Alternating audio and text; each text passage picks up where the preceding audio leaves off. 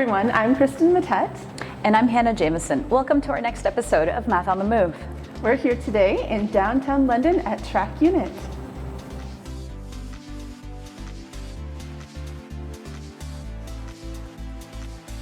So we're here with Martin from Trackunit. And Martin, can you tell us a little bit more about what Trackunit is? Yeah, sure. Trackunit. In the background here, the number one thing we do is connect construction. Construction is one of the number one industries in the world. Everything around us is built by people and machinery. So as part of that, we're connecting construction equipment, people and processes that tie into the construction industry. They go one layer deeper.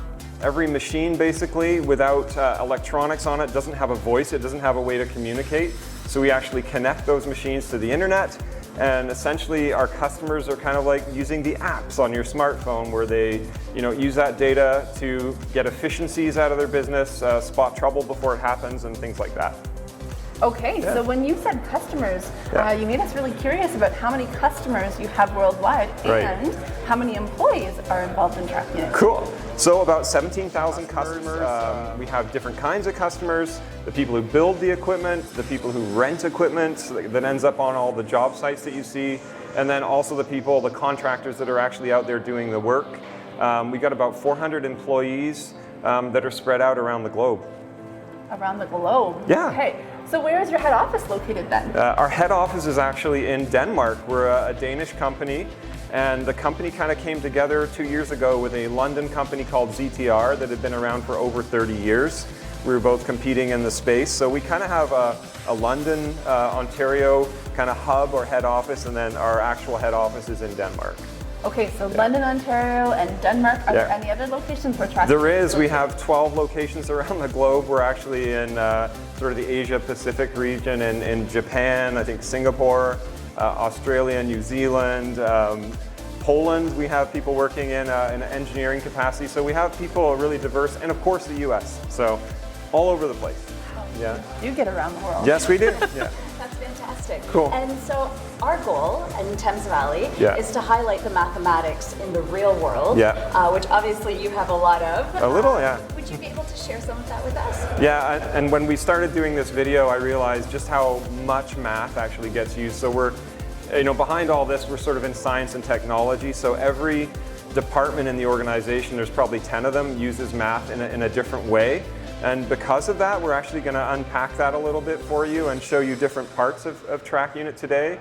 I'm in the marketing team, but we're going to talk about the product side and sort of the engineering side, the physical world, that relates more to the machinery and how we connect it. So, wonderful. We're really looking forward to seeing all the math.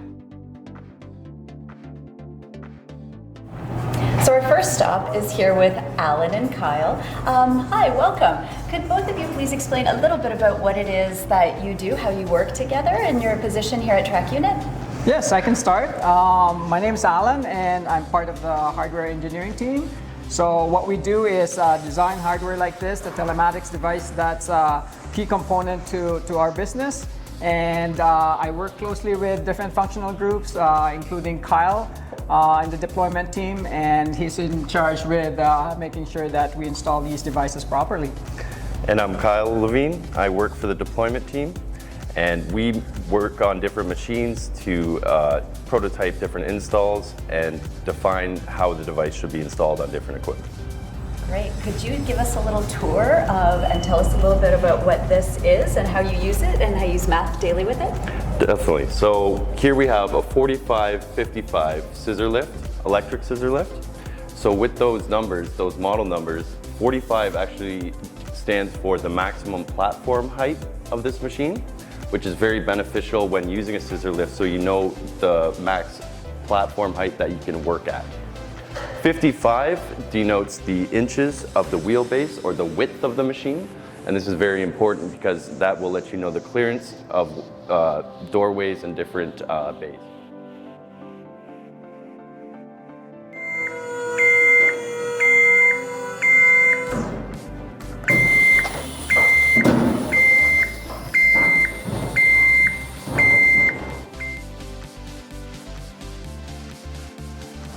As we were talking about designing the hardware itself, we take into consideration the the weight, the dimensions itself, the length and the width, and also temperature rating, electrical ratings.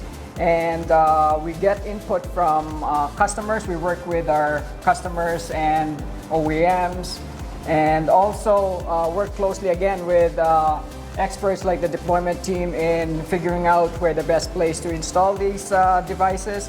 So we want to make sure that there's enough space for the device and proper installation is adhered to, proper ventilation needs to be considered. So what other considerations do we have during installation, Kyle?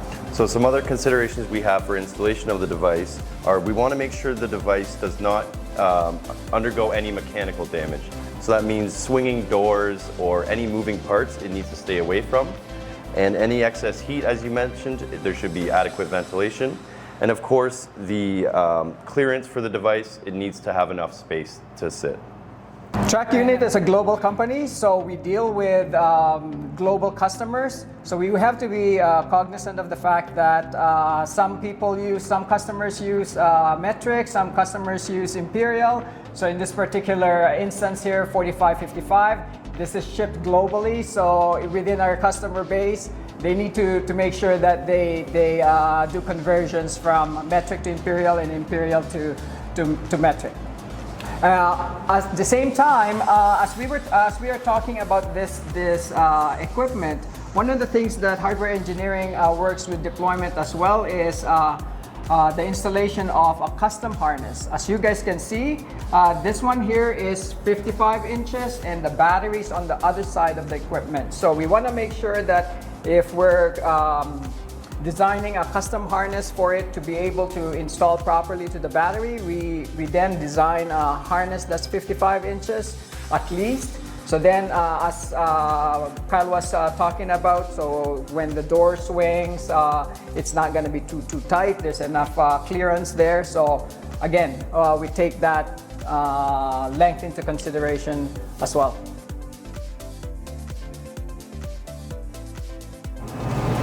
So for this machine, we have a 500-pound weight capacity with a max personnel of 2 people. So that means each person can weigh up to 250 pounds on this machine. All right, so Kyle and Alan, thank you so much for showing us how you use mathematics here at Trackunit. Our final question for you today is thinking back to mathematics in school. And what would you tell the students of the Thames Valley District School Board about learning mathematics in school and then using mathematics beyond school? So for me, working at Trackunit and working in this industry, the one thing that is very clear is that math is the universal language. You know, working with different countries sometimes there's a bit of a language barrier, but math, there are some conversions that needs to take place, but we all speak the same language with math. That's a very good point, Kyle. Yeah, so I think that's one of the great points about math. You can apply it to everyday life as well, whether it's finances or just like what Chef Matt talked about with cooking. Definitely you can apply it to everyday life. I love how you said it's the universal language. It's amazing. And thanks so much for referring back to Chef Matt from Growing Chefs too. So again, thank you so much for having us here today. We love exploring the mathematics of Trackunit with you. Learning all about what you do here was a great opportunity for us. We really, really appreciate that. And thank you. Yeah, and hopefully you guys got a different angle on where math is applied as well.